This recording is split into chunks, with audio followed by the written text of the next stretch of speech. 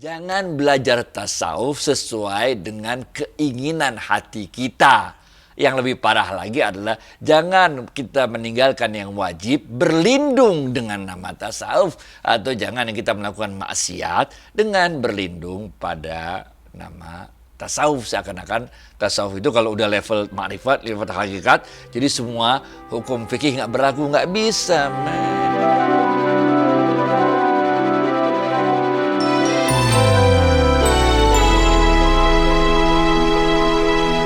Assalamualaikum warahmatullahi wabarakatuh, sahabat Smart Skill School. Semoga kita semua selalu dalam lindungan Allah Subhanahu wa Ta'ala. Amin. Sahabat, ini episode terakhir kemungkinan di tahun 2022. Semoga kita insya Allah semua diberi umur panjang, barokah dan kesehatan untuk selalu berjumpa dalam tausiah Adi Warman ini. Amin. Yuk, gak usah panjang lebar lagi, kita langsung sapa Ustadz kita Adi Warman Azwar Karim. Ustadz, Assalamualaikum, apa kabar? Waalaikumsalam warahmatullahi wabarakatuh. Sehat, berkah, bahagia, amin ya Allah. Alhamdulillah Ustadz. Nah, kemarin itu saya baca di sebuah buku, di situ dikatakan bahwa Rasulullah pernah bersabda, malu adalah bagian dari iman. Tentunya pengertian malu ini punya arti yang lebih dalam daripada sekedar malu, Ustadz ya. Mohon penjelasan Ustadz, apa artinya malu yang dimaksud tersebut? Masya Allah, luar biasa nih pertanyaannya, benar. Kita tahu iman ini kalau dalam hadisnya Rasulullah SAW yang disampaikan kepada Abu Bakar Siddiq radhiyallahu anhu, bahwa iman ini ada 300 men, 300 cabang-cabang yang banyak banget, benar gak? Nah, salah satu dari cabang dari yang 300 itu adalah malu. Nah, mengapa malu ini menjadi cabang dari iman? Karena sebagai orang yang beriman, ingat gak nih kita pernah bahas dulu waktu di Jogja, benar gak? Ya kan? Kita malu kepada Allah kalau kita melakukan maksiat-maksiat di muka bumi ini. Padahal Allah lah yang memberikan kemampuan kita untuk buat maksiat.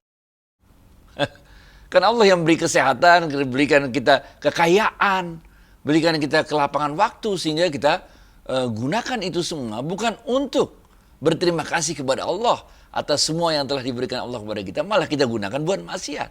Nah, itu harusnya kita malu dengan hal itu. Itu sebabnya disebutkan bahwa malu itu sebagian daripada iman. Kalau kita bicara dalam konteks tasawuf yang lebih luas ya. Jadi perbuatan maksiat yang kita lakukan, kita malu. Kita udah dikasih begitu banyak fasilitas sama Allah, kesehatan, kekayaan, kelapangan waktu, malah kita gunakan untuk yang maksiat. Sebaliknya, benar gak? Kita malu kepada Allah kalau kita itu merasa bangga atas pencapaian-pencapaian kita.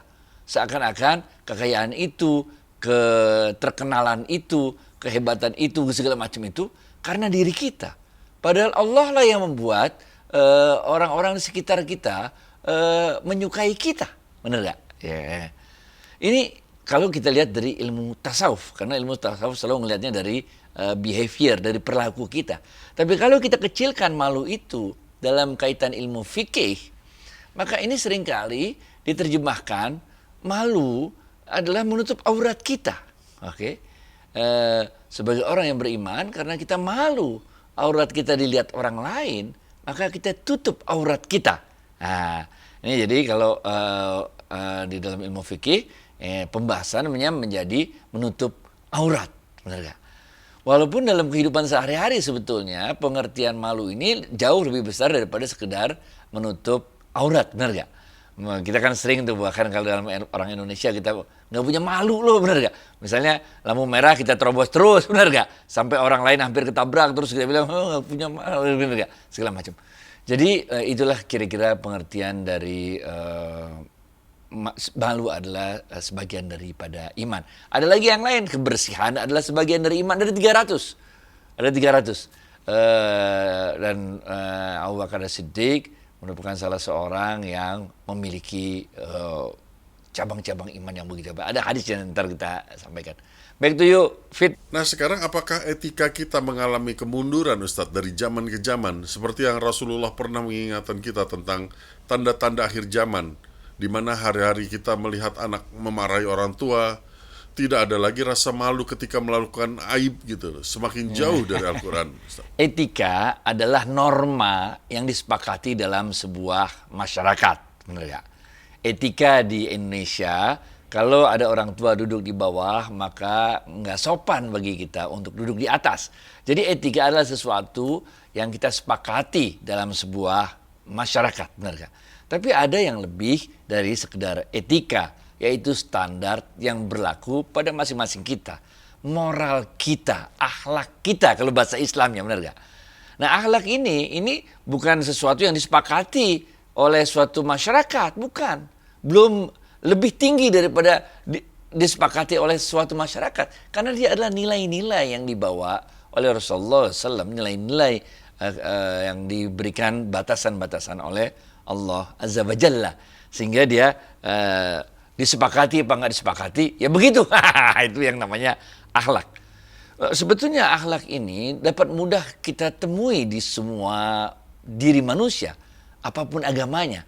Karena pada dasarnya, karena dia adalah nilai-nilai yang berasal dari Allah, dari Tuhan, maka dia ada di dalam diri setiap manusia. Setiap manusia itu malu untuk berbohong. Setiap manusia itu malu untuk bentak-bentak orang lain. Setiap manusia itu malu untuk menyakiti orang lain, untuk mengkhianati. Itu agamanya apapun, dia begitu itu pemahaman akhlak itu.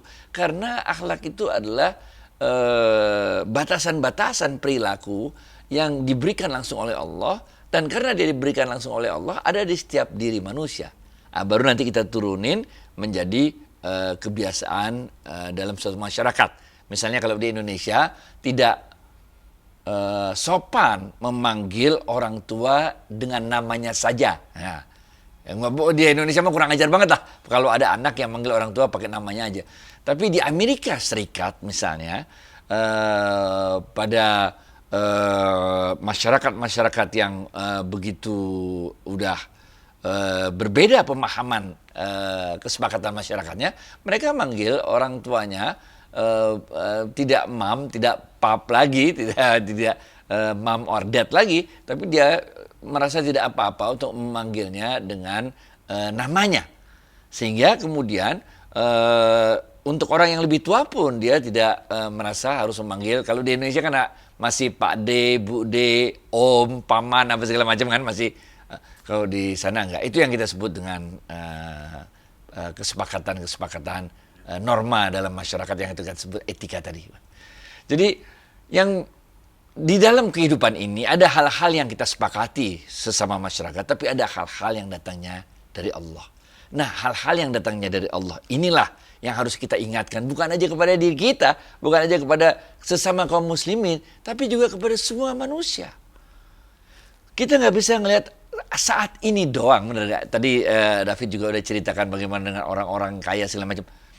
Orang-orang kaya itu kan, benar gak? Misalnya kita lihat ya beberapa, kan dunia selalu muter. Orang tua mereka itu adalah pekerja-pekerja keras.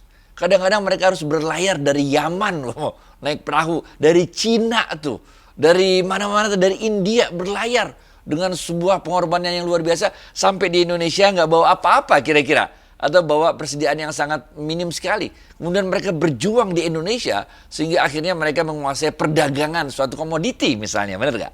Orang-orang yang datang dari Yaman itu, dari Arab, dari Cina, dari India masuk ke Indonesia. Di Indonesia subur, gemah, ripah, lojinawi. Ini dikelola oleh mereka dengan baik, kerja keras, dijual ke luar negeri lagi sehingga mereka menjadi kaya raya.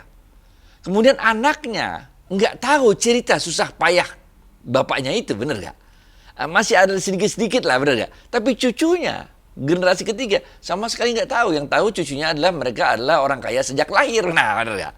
Nah, orang-orang yang nggak memahami sejarah inilah, yang begitu lahir tahu-tahu udah kaya, udah berkuasa orang tuanya, sehingga mereka tidak punya penghargaan terhadap kerja keras dari yang sangat miskin menjadi seseorang yang sangat kaya itu.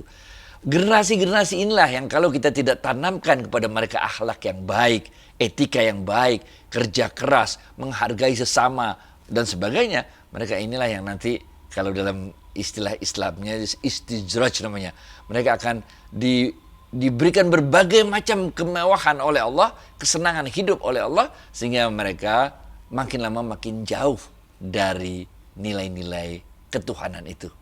Nah, inilah sebetulnya pesan yang ingin kita sampaikan kepada siapapun kita, kaya atau miskin, muslim atau bukan muslim, nggak penting.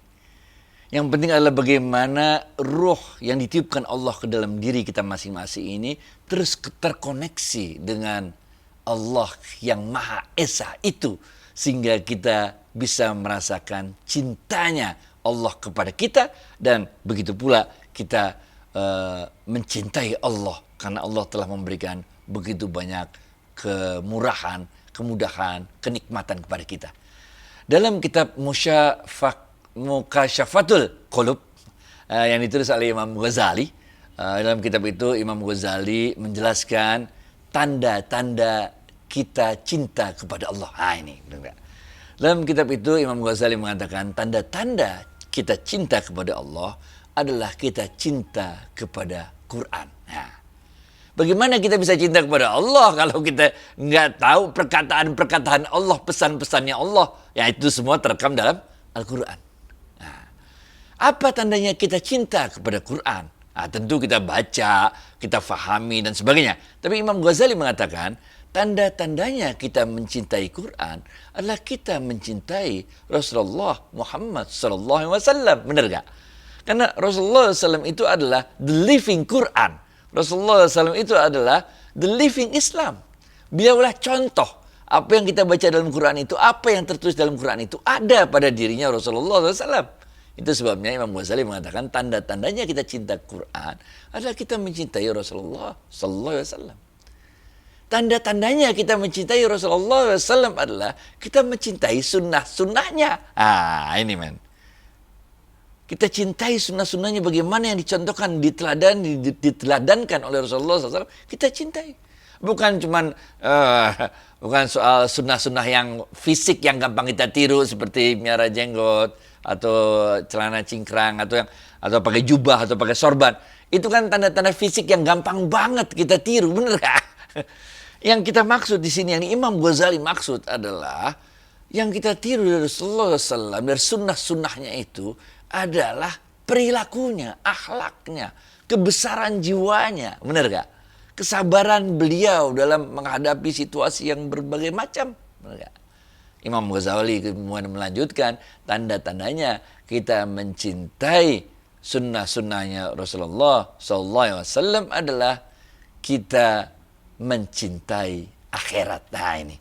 Karena ujung dari akhlakul karimah itu adalah balasan dari Allah, tempat yang mulia dari Allah di dunia dan di akhirat. Ini. Sehingga kita dalam memperlakukan, ngapain sih kita buat baik sama orang? Kan gitu pertanyaannya. Ngapain sih? Kan bisa kaya sendiri. Kan kita bisa sukses sendiri. Ngapain kita harus bagi-bagi sama orang? Ngapain harus punya akhlak baik kepada orang lain? Benar gak? Karena kita cinta akhirat. Benar gak? Karena kita ingin kekayaan kita, keberhasilan kita di dunia ini bukan saja membawa keberhasilan kita, kesuksesan kita di dunia, tapi juga kesuksesan kita di akhirat. Ini kata Imam Ghazali. Tanda-tanda kita mencintai sunnah-sunnahnya Rasulullah SAW adalah kita mencintai akhirat. Imam Ghazali melanjutkan, tanda-tandanya kita mencintai akhirat adalah kita menyepelekan dunia. Ini nih. Dalam sebuah terjemahan disebut kita benci dunia. Benar gak? Tapi maksudnya benci dunia itu bukan kita nggak mau dunia, enggak. Tapi menyepelekan dunia. Karena Allah mengatakan dunia ini cuman setara sama satu sayap nyamuk, bener gak? Kagak ada artinya. Kita menyepelekan dunia, bener gak? Nah, bagi apa ini yang kita maksud dengan menyepelekan dunia? Inilah yang dalam episode yang lalu kita sebutkan, menaruh dunia pada tangan kita, bukan pada hati kita. Bener gak? Kita tentu menguasai dunia, namanya taruh tangan di tangan, berarti kita menguasai dunia. Tapi dunia ini kita gunakan karena kita menjadi khalifatullah fil ard. Khalifahnya Allah di muka bumi ini, yang ngatur segala sesuatunya di muka bumi ini, maka kita gunakan sebaik-baiknya dunia itu untuk kemaslahatan orang banyak. kita gunakan kekuasaan yang kita miliki, kekayaan yang kita miliki, ketenaran yang kita miliki, pengaruh yang kita miliki untuk memberikan sebanyak-banyaknya manfaat kepada orang-orang di sekitar kita. Itu baru kita menjadi orang yang mulia di dunia, diangkat derajatnya oleh Allah, dan kita juga akan menjadi orang yang mulia di akhirat. Kita terkenal di kalangan orang-orang di dunia, dan kita juga terkenal di kalangan para penghuni langit. Nah, itu levelnya udah ma'rifat, udah hakikat, men. Kita udah nggak ngeliat lagi orang agamanya apa, men. Enggak. Kita nggak ngeliat lagi orang jahat apa orang baik, men. Tapi kita udah ngeliat ini semuanya makhluknya Allah, bener gak? Semuanya berhak untuk masuk surga. Mau kita karena itu semuanya kita ajak sama-sama, kita sentuh hatinya, kita ingatkan kembali bahwa dalam diri setiap manusia itu ada ruh yang berasal dari Allah, dan insya Allah kita semua akan kembali ke tempat asal kita, yaitu surga. Amin. Panjang ceritanya, Ustadz. Nah, Ustadz, kalau kita sudah bisa paham ma'rifat dan hakikat tersebut, kita sudah melihat tingkatan di atas lintas agama. Kembali ke hal yang sederhana. Bagaimana polemik tentang menghadiri acara-acara agama lain seperti Natal atau Tahun Baru, Ustadz? Ampun, beloknya kok jadi gitu? Oke. Gini. Ini udah selesai urusannya dari ratusan tahun yang lalu. Karena Rasulullah SAW juga tinggal di Madinah berdampingan dengan kaum Nasrani. Kaum istilah sekarang ini namanya Kristen. Kalau zaman dulu namanya Nasrani. Juga berdampingan dengan kaum Yahudi. Juga berdampingan dengan kaum Majusi. Jadi Rasulullah SAW tinggal di Madinah itu bukan orang Islam semua isinya, bukan. Ada macam-macam juga. Ada orang Nasrani, ada orang Yahudi, ada orang Majusi, bahkan ada orang yang penyembah berhala segala macam dulu. Emang udah biasa ini. Udah selesai urusannya. Benar gak? Dan di Indonesia selama ratusan tahun kita biasa-biasa aja urusan beginian. Benar gak? Sampai, saya mau cerita ini doang nih. Benar gak? Sampai pada suatu saat di zaman Orde Baru dulu, bener gak? Itu ada satu tradisi baru, oke? Yaitu di mana setiap perayaan Natal bersama, namanya di zaman Orde Baru dulu itu ada namanya perayaan Natal bersama. Di mana dalam perayaan Natal bersama itu pejabat-pejabat yang Islam juga ikut dalam perayaan Natal bersama itu, dan ikutnya itu juga ikut dalam ritual ibadahnya. Ikut megang lilin, ikut nyanyi-nyanyi, dan nyanyi-nyanyi itu di dalamnya ada nyanyi yang isinya Tuhan Yesus, kayak gitu-gitu, benar gak? Oke. Itu sebabnya kemudian Majelis Ulama Indonesia di tahun 81 mengeluarkan fatwa. Yang isi fatwanya itu adalah tidak boleh ikut perayaan Natal bersama. Karena dikhawatirkan ketika pejabat-pejabat yang agamanya Muslim, agamanya Islam ini ikutan dalam perayaan Natal tersebut, padahal di dalamnya tercampur kegiatan ritual ibadah agama lain, agama Kristen dalam hal ini, itu kan bisa rusak. Padahal kita udah jelas sekali garisnya, lakum dinukum waliyadin. Bagimu silakan ibadah pakai agamamu, bagiku aku ibadah pakai agamaku. Itu sebabnya Majelis Ulama Indonesia waktu itu mengeluarkan fatwa tidak bolehnya kita ikut perayaan Natal bersama karena takut kita terikut dalam ritual keagamaannya. Kemudian ini menjadi sekarang diperbaiki sehingga nanti ada yang pembukaan doang gitu. Para pejabat yang agamanya Islam itu pembukaan doang. Habis itu dia nggak ikutan, dia pulang baru dilanjutkan oleh kawan-kawan saudara-saudara kita yang beragama Nasrani untuk merayakan Natalnya, benar gak? Itu keluar fatwa MUI tahun 81. Kemudian dunia berubah lagi, dunia jalan-jalan lagi. Kita ketemu lagi waktu itu di zamannya kalau nggak salah gubernurnya Pak Ahok waktu itu di Jakarta. Di mana waktu itu kami juga waktu itu ada kantor di Sudirman, itu kantor-kantor di Sudirman, Tamrin, jalan-jalan utama itu dikasih surat edaran untuk memasang ornamen-ornamen dan kata-kata nuansa Natal selama Merry Christmas apa segala macam, sehingga jalan-jalan utama Jakarta dulu penuh sekali dengan Merry Christmas segala macam, sebulan penuh, mulai dari awal Januari sampai tahun baru tuh segala macam ornamen-ornamen Natal tahun baru dipasang di situ, termasuk di mal-mal. Nah, di mal-mal juga begitu. Nah, termasuklah orang-orang yang bekerja di mal itu, yang agamanya Islam, diminta oleh yang punya toko untuk berpakaian atribut-atribut Natal. Pakai topi Sinterklas, pakai segala macam. Pada saat itulah kemudian Majelis Ulama Indonesia mengeluarkan fatwa yang keduanya. Ini. Mengeluarkan fatwa yang kedua. Apa fatwa yang kedua? Fatwa yang kedua mengatakan umat Islam tidak boleh menggunakan atribut-atribut keagamaan lain. Nah, termasuk atribut Natal itu. Dan orang yang non-muslim tidak boleh memaksakan kehendaknya, menyuruh pegawai-pegawainya memakai atribut-atribut seperti itu. Itulah yang tugas dari Majelis Ulama Indonesia ngingetin nih. Dulunya mah biasa-biasa aja, tenang-tenang aja, benar nggak? Tapi ketika mulai nyerempet ke urusan ibadah, di mana para pejabat ikutan, keluar fatwa tidak boleh ikutan Natal bersama. Ketika mulai nyerempet, ketika pegawai toko disuruh pakai pakaian atribut-atribut Natal, keluar lagi fatwa yang mengatakan nggak boleh dong kayak begitu ceritanya. Jadi untuk hal ini kita harus berbesar hati, memberikan toleransi kepada saudara-saudara kita yang beragama lain untuk mereka menjalani dan merayakan hari raya mereka. Kita nggak usah ganggu-ganggu mereka, itu emang haknya mereka di Indonesia untuk merayakan. Begitu juga yang agamanya Hindu, agamanya Buddha, kita kasih kesempatan mereka untuk merayakan hari raya mereka. Sebagaimana mereka juga kasih kesempatan kita untuk merayakan hari raya kita, benar nggak? Baik, paham Ustadz. Nah, kita masuk ke pertanyaan ya Ustadz. Sahabat bertanya, ini ada orang yang belajar tasawuf, terus hobinya tetap main judi gitu loh. Jadi dia bilang kalau main judi itu yang haram kelakuannya, bukan uangnya. Uangnya mah nggak haram gitu. Jadi dia tuh terus aja sampai main judi dengan model apalah. Terus dia bilang juga sholat tuh hanya untuk dia sendiri dan bukan untuk Allah. Jadi dia nggak perlu jalanin, pokoknya dia sholat karena kebutuhan dia gitu. Jadi ya, dia nggak perlu sholat. Dia juga tidak berpuasa pada saat Ramadan.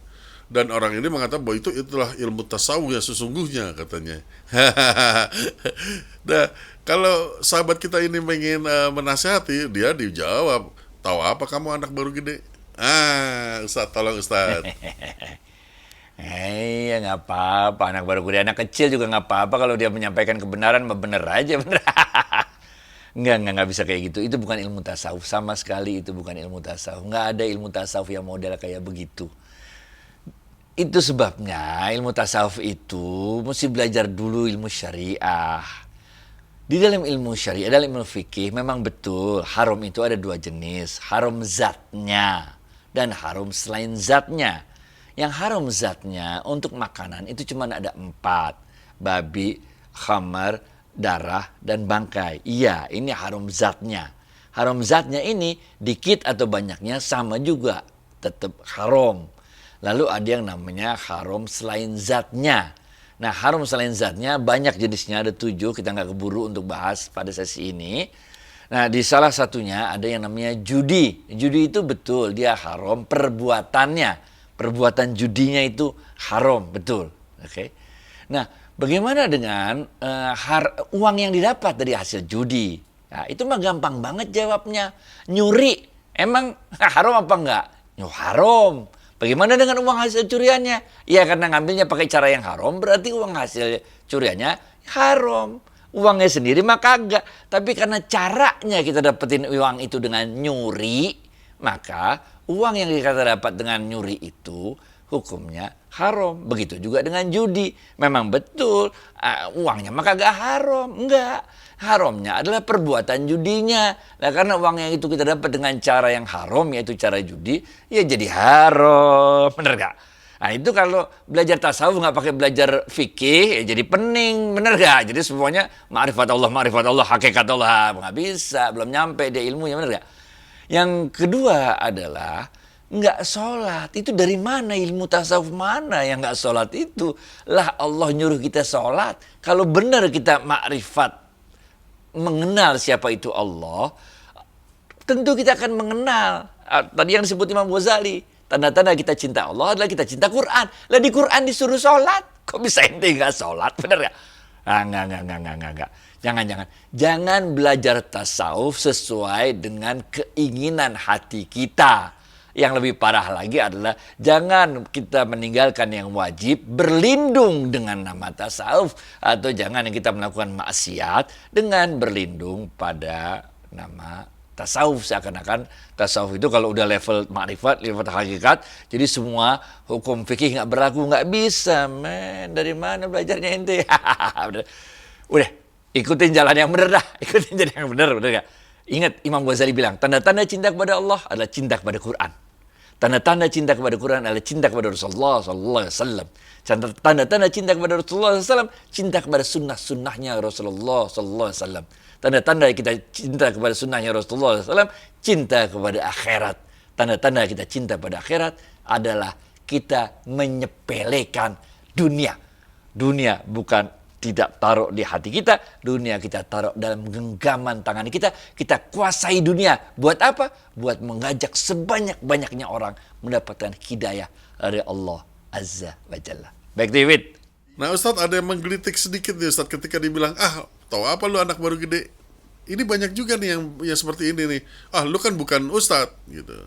Jadi kalau kita melihat kesalahan seseorang dan dia berlindunglah katakan dalam ilmu tasawuf gitu ya, apakah kita harus memberitahu orang tersebut dengan konsekuensi bahwa dia akan marah gitu loh? Atau ya udah biarin aja dosa-dosa lu sendiri gitu, Ustaz. Kita tugasnya hanya menyampaikan. Jangankan kita, men, Rasulullah SAW, Allah bilang dalam Al-Quran, wahai Muhammad, gitu. Allah mengatakan dalam Al-Quran, tugasmu hanya menyampaikan.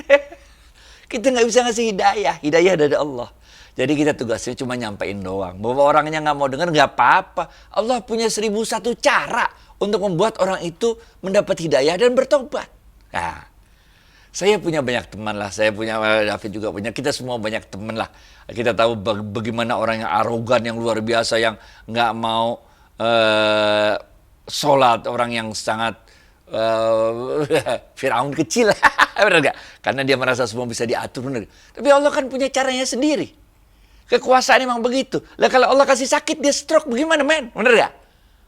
Bener gak? Kadang-kadang kalau serangan jantung pasang ring dia belagu lagi, bener gak? Lah kalau stroke, bener gak? Allah punya 1001 cara untuk membuat orang-orang yang jauh dari Allah kemudian ditegur oleh Allah dengan caranya Allah, kemudian mereka baru sadar bahwa ternyata mereka tidak berdaya apa-apa dengan kekuasaan, dengan uang yang mereka miliki, dengan semua koneksi yang dia miliki, dengan semua dokter yang paling hebat yang mereka kenal. Ternyata kalau Allah mau menjatuhkan musibah kepada seseorang, dia akan dapat musibah. Pada saat itulah ketika dia lemah, insya Allah nanti dia akan terbuka, dia akan sadar tentang kekeliruan-keliruannya saat selama ini. Apalagi kalau dia pernah menyakiti, durhaka pada orang tuanya. Apalagi kalau dia pernah zolim kepada orang-orang lain. Nah, ini dua dosa yang dipercepat oleh Allah balasannya di dunia. Benar. Insya Allah nanti Allah akan berikan dengan caranya Allah sendiri. Sehingga dia akan terbuka hatinya dan bertobat kembali kepada Allah. Kalau kita menyampaikan doang dah. Baik, David. Masya Allah, mudah-mudahan sahabat kita ini, anak baru gede ini bisa menyampaikan nasihatnya kepada sahabat yang tersesat. Sekedar menyampaikan saja, nggak apa-apa, nggak usah lebih dari itu. Oke. Ustadz, terima kasih atas waktu dan tausiahnya. Assalamualaikum warahmatullahi wabarakatuh. Waalaikumsalam warahmatullahi wabarakatuh. Thank you.